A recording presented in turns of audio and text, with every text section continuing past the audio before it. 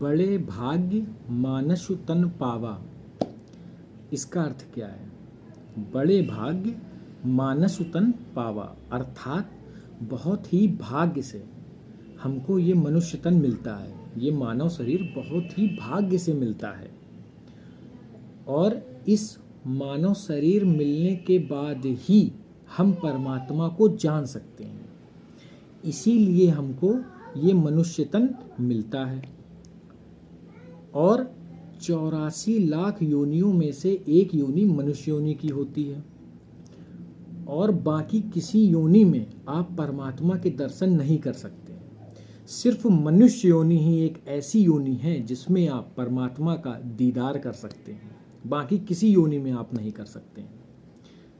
क्योंकि मनुष्य योनि में ही परमात्मा ने विवेक दिया हुआ है, बुद्धि दी हुई है, जिससे आप समझ सकते हैं, बाकी किसी योनि में नहीं दी हुई है। इसीलिए लिखा भी है कि निद्रा भोजन भोग भय नर पशु एक समान, और ज्ञान अधिक एक नर में ज्ञान बिना पशु जान।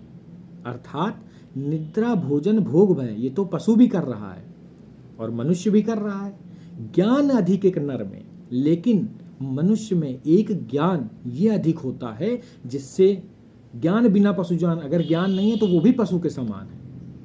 तो इसलिए ये जो मनुष्य जन्म हमको मिलता है ये बहुत ही भाग्य से मिलता है। इसीलिए कहा गया है बड़े भाग्य मानस तन पावा। ऋषि मुनि देवता भी इस योनि में आने के लिए तरसते हैं। क्यों? क्योंकि इस योनि में ही आप परमात्मा को देख सकते हैं। क्योंकि हमारी जो आत्मा है वो अपने वास्तविक स्वरूप को भूल जाती है, तो इसलिए परमात्मा कृपा करके आपको इस योनि में भेजते हैं। और ये जो मनुष्य शरीर है ये एक साधन है, ये एक माध्यम है परमात्मा से मिलने का। क्योंकि शरीर रूप में जब आत्मा आती है तो फिर ये शरीर एक माध्यम का कार्य करता है, एक साधन का कार्य करता है।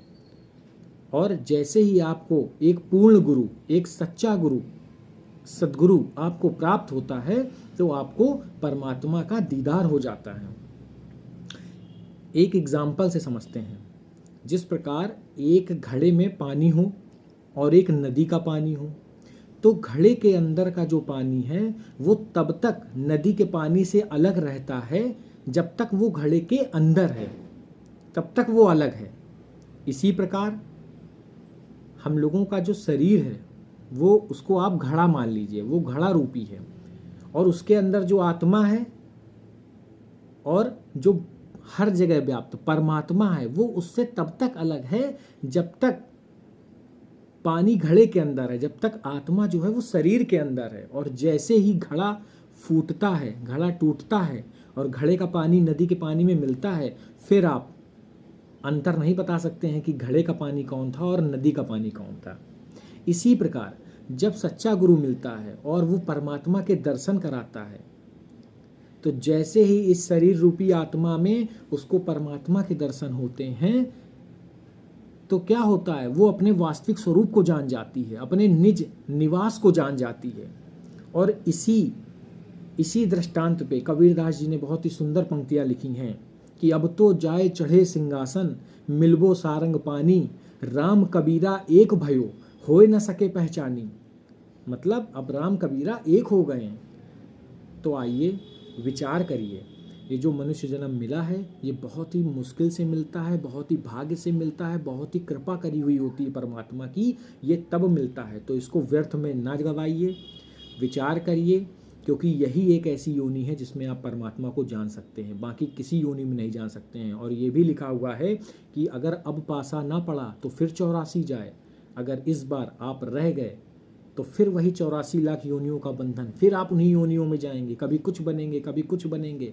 तो इसलिए आप इसको व्यर्थ में बिल्कुल ना गवाइए और परमात्मा की प्राप्ति के लिए जिज्ञासा लाइए, अपने मन में जिज्ञासा जगाइए।